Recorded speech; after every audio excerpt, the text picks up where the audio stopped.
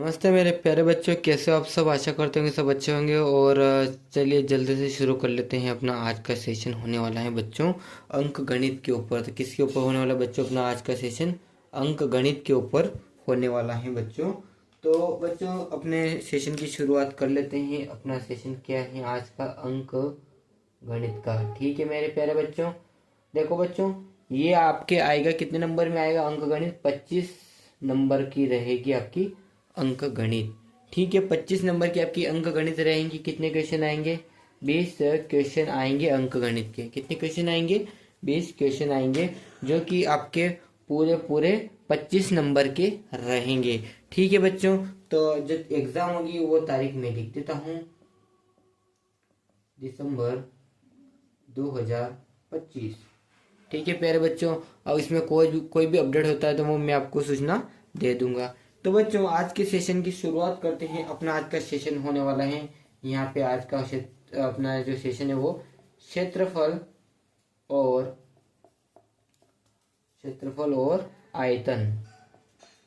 ठीक है मेरे प्यारे बच्चों, किसके ऊपर होने वाला है आज का अपना सेशन? क्षेत्रफल और आयतन के ऊपर अपना आज का सेशन होने वाला है। चैनल पे पहली बार आए तो चैनल को लाइक ज़रूर कीजिएगा और सब्सक्राइब तो चैनल को ज़रूर कर लीजिएगा मेरे प्यारे बच्चों, क्योंकि एक छोटी सी शुरुआत ही आपको आगे लेकर चलती है। ठीक है, अगर आज एक क्वेश्चन करेंगे तो बच्चों वो कल दिमाग में रहेगा और उसको अपन एग्ज़ाम में आसानी से सोल्व कर सकते हैं। ठीक है मेरे प्यारे बच्चों, तो आप समझ ही गए होंगे और एग्ज़ाम के लिए आप काफ़ी मेहनत कर रहे होंगे। तो पहला प्रश्न मैं आपके लिए यहाँ पे लिख देता हूँ। ठीक है, तो बच्चों आज के जो क्वेश्चन की शुरुआत तो अपन करेंगे, लेकिन उससे पहले जो अपना जो आज का जो सेशन है वो किसके ऊपर होने वाला है? क्षेत्रफल और आयतन के ऊपर। तो बच्चों इसमें जो मोस्ट इम्पोर्टेंट जो कहानी है, मतलब वो किसके ऊपर होने वाली है? वो अपने परिणाम के ऊपर होने वाली है, क्षेत्रफल के ऊपर होने वाली है और आयतन के ऊपर होने वाली है मेरे प्यारे बच्चों।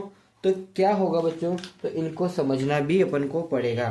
ठीक है, ये क्या होता है, ये क्या होता है, आयतन क्या होता है, घनाभ क्या होता है और घन क्या होता है।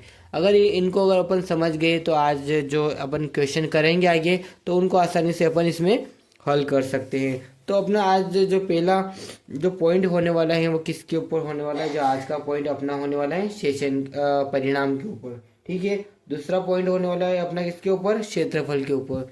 तीसरा पॉइंट अपने किसके ऊपर होने वाला है? आयतन के ऊपर। चौथा पॉइंट किसका है? अपना घनाभ का। और पांचवा पॉइंट बच्चों किसका? अपना यहाँ पे घन का। ठीक है, यहाँ तक तो सभी समझ गए होंगे। तो बच्चों इसको शुरुआत करते हैं अपन परिणाम से। तो परिणाम क्या होता है? देखो बच्चों मैं आपको बता देता हूँ। यह आकृति की चारों ओर बाहरी की सीमा होती है।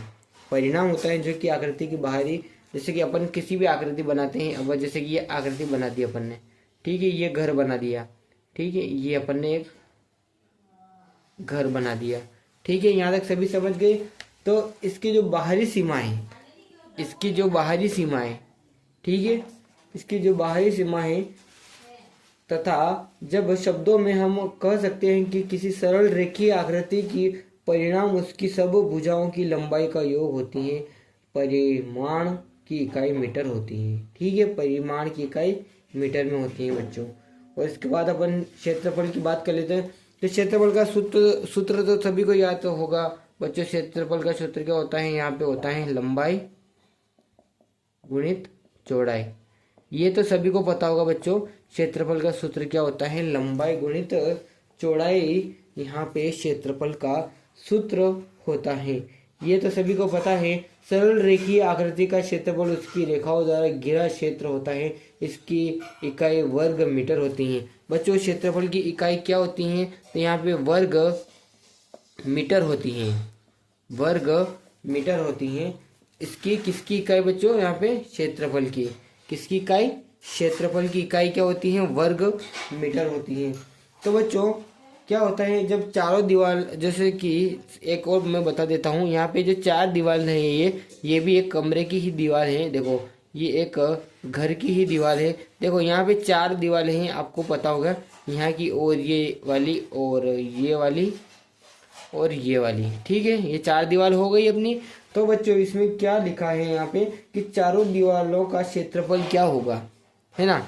अपन ने तो खाली लंबाई गुणित ऊंचाई की बात, चौड़ाई की बात कर ली। तो अपन को क्या बताना है बच्चों कि अगर इसकी चारों भुजाओं, इसके जो चार भुजाएं हैं, लंबाई गुणित चौड़ाई, ऊपर या नीचे और दाएं या बाएं, तो बच्चों इसमें क्या होता है, अपन को एक सूत्र का और यूज करना होता है, एक इस्तेमाल करना पड़ता है। तो उसको लिख लेता हूँ मैं आपके लिए यहाँ पे। क्षेत्रफल बराबर 2 गुणित, है ना, 2 गुणित ऊंचाई कोष्टक लंबाई गुण प्लस चौड़ाई, ठीक है।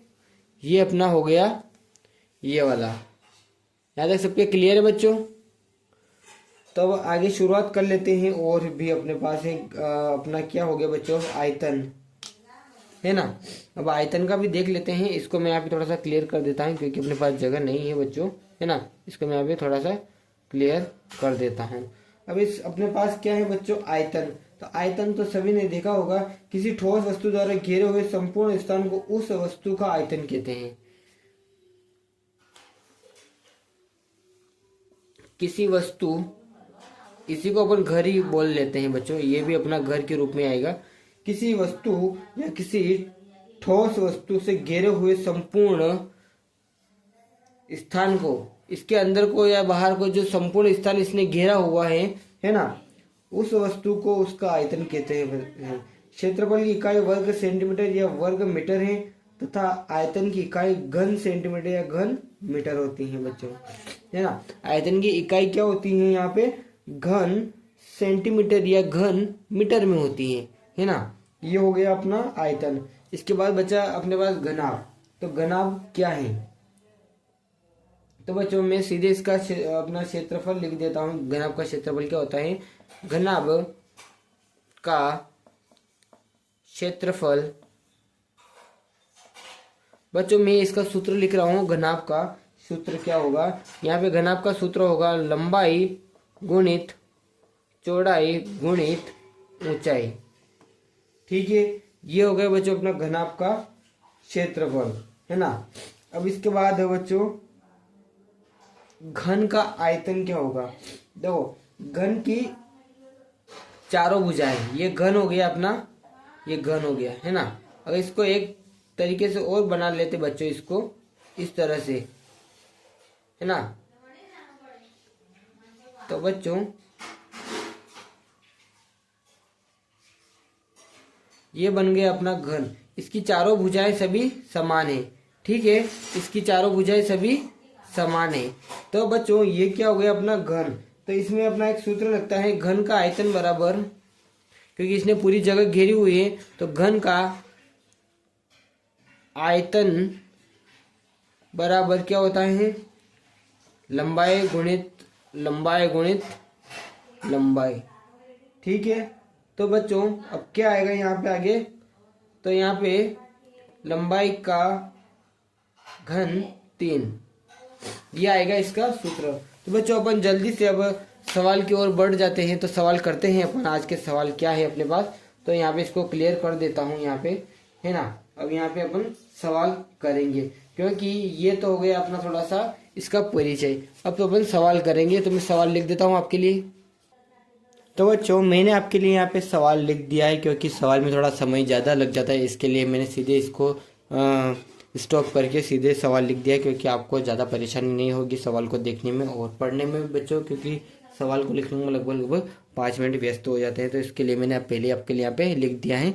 तो अपन सवाल पढ़ लेते हैं। अपना सवाल क्या है, पहला सवाल आज का। तो एक बाग मतलब आप समझ गए हो, बाग यानी कि एक बगीचा।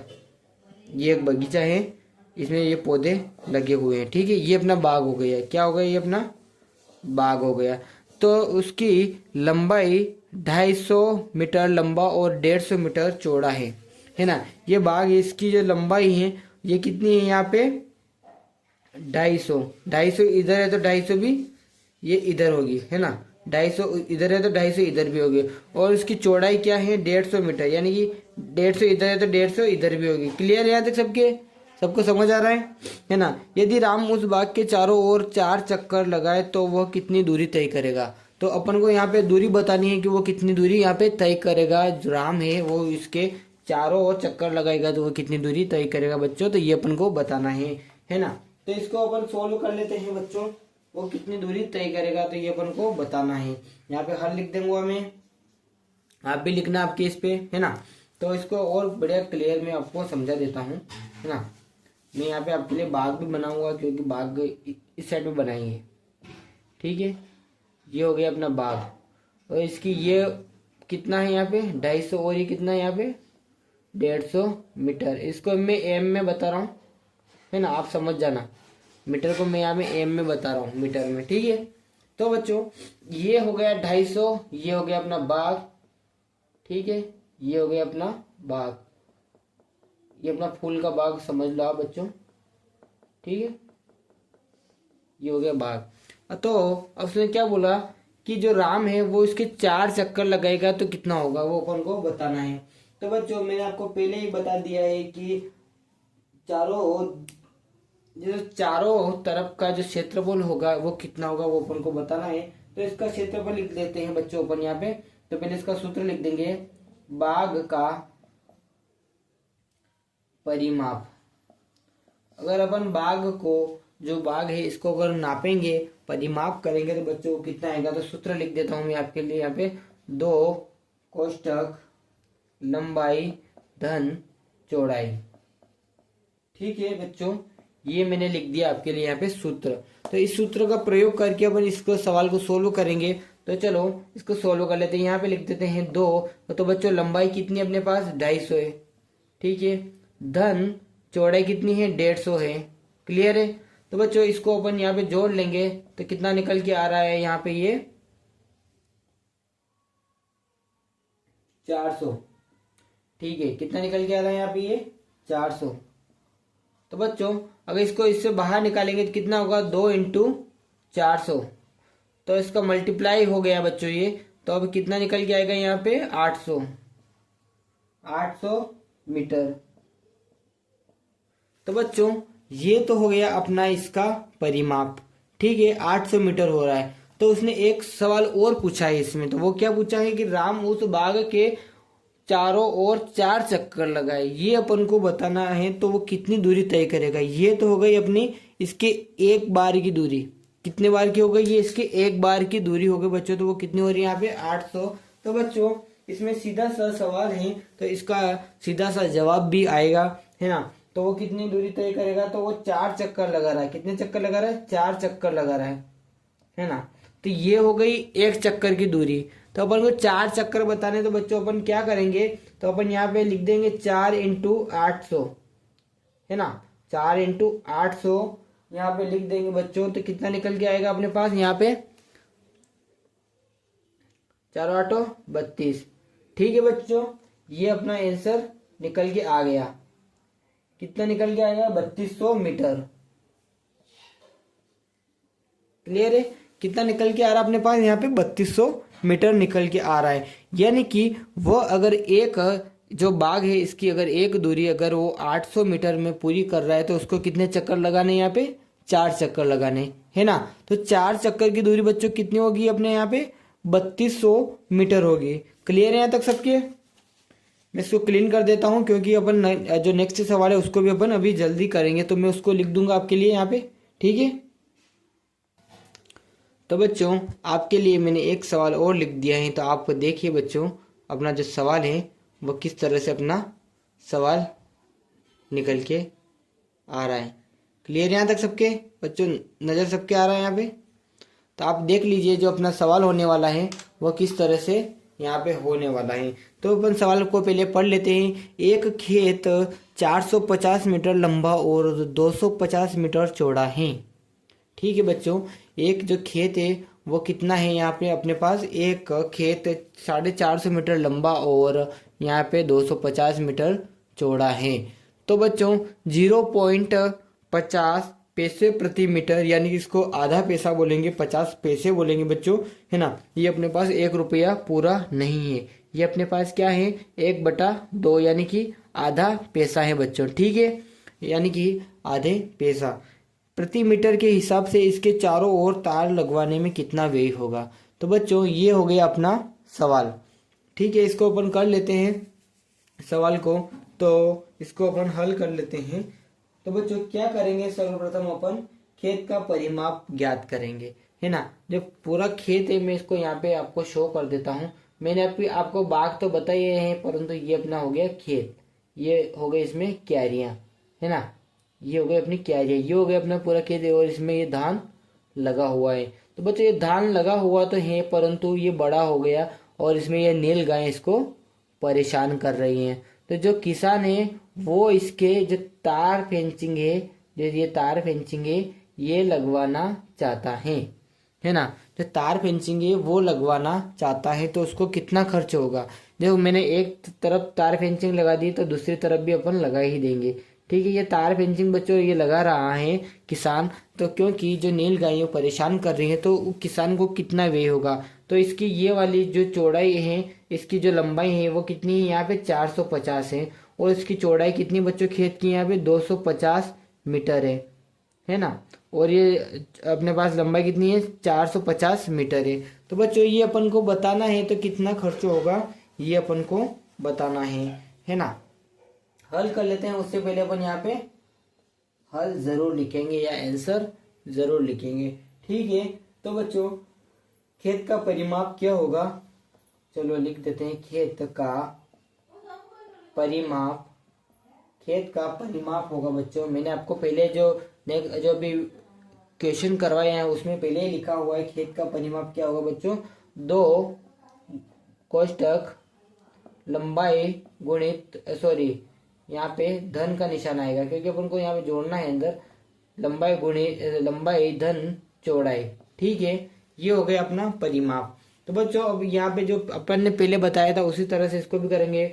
2 इंटू लंबाई कितनी है, 450 है, धन चौड़ाई कितनी है, यहाँ पे 250 है, ठीक है। अब इनको जोड़ लेंगे बच्चों, तो कितना निकल के आ रहा है, यहाँ पे ये दोनों अगर जोड़ेंगे तो यहाँ पे 500 और 700 हो रहा है।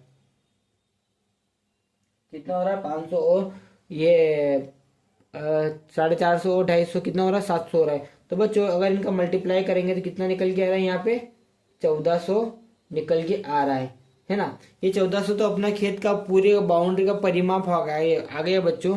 तो बच्चों ये तो हो गया अपना इस पूरी जो खेत है इसका पूरा परिमाप हो गया, कि खेत कितना चौड़ा है और कितना लंबा है ना बच्चों।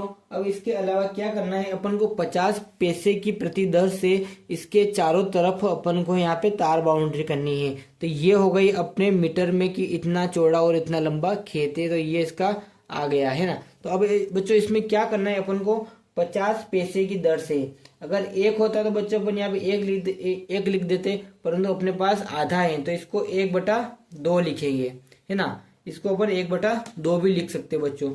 तो अपने क्या होगा बच्चों, जो अपन को यहाँ पे इसको 1400 गुणित 1/2 कर देंगे, ठीक है। अपन को यही बताना है, तो इसको ही अपन यहाँ पे सोल्व करेंगे।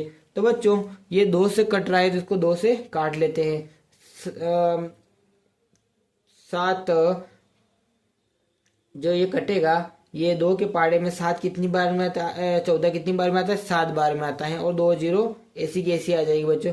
तो यहाँ में 700 का 1 में अगर गुणा करेंगे बच्चों तो कितना निकल के आएगा, यहाँ पे अपने पास 700 निकल के आएगा, ठीक है बच्चों। ये आ गया अपना आंसर, ये आ गया अपना आंसर। तो इस प्रकार के सवाल भी एग्जाम में लगभग एक तो जरूर पूछेगा, और वो एक कितने नंबर का रहेगा बच्चों आपके लिए, 1.25 नंबर का आपके लिए यहाँ पे एग्जाम में प्रश्न का जो उत्तर है वो रहेगा। ये मोस्ट इम्पोर्टेंट होने वाला है बच्चों, ये मैं गारंटी के साथ बोल रहा हूँ, ठीक है।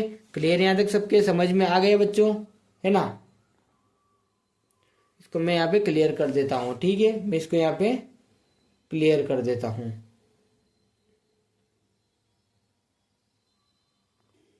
तो बच्चों मैंने आपके लिए एक सवाल और लिख दिया है, ये भी सवाल थोड़ा मजेदार है।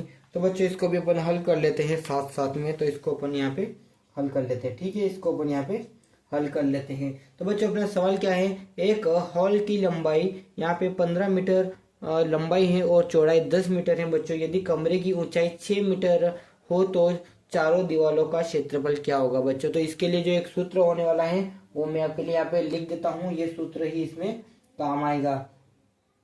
तो चारों दीवारों का क्षेत्रफल क्या होगा बच्चों, यहाँ पे दीवारों का क्षेत्रफल होगा यहाँ पे 2 इंटू ऊंचाई धन कोष्टक लंबाई धन चौड़ाई। ठीक है, आप इनको समझ गए, ये लंबाई है, ये चौड़ाई है और ये ऊंचाई है। मैंने यहाँ पे इस शॉर्ट फॉर्म में लिखा है क्योंकि अपने पास बोर्ड छोटा है, इसलिए मैंने इसको यहाँ पे शॉर्ट फॉर्म में लिखा है। ठीक है, आप समझ जाना, ये लंबाई है, ये चौड़ाई है और ये ऊंचाई है। ये अपना क्या होगा बच्चों, जो चारों दीवारों का क्षेत्रफल होगा वो इससे ही निकलेगा। ठीक है, चारों दीवारों का क्षेत्रफल इससे ही निकलेगा। तो बच्चों अपन इसको हल कर लेते हैं। तो यहाँ पे चारों दीवारों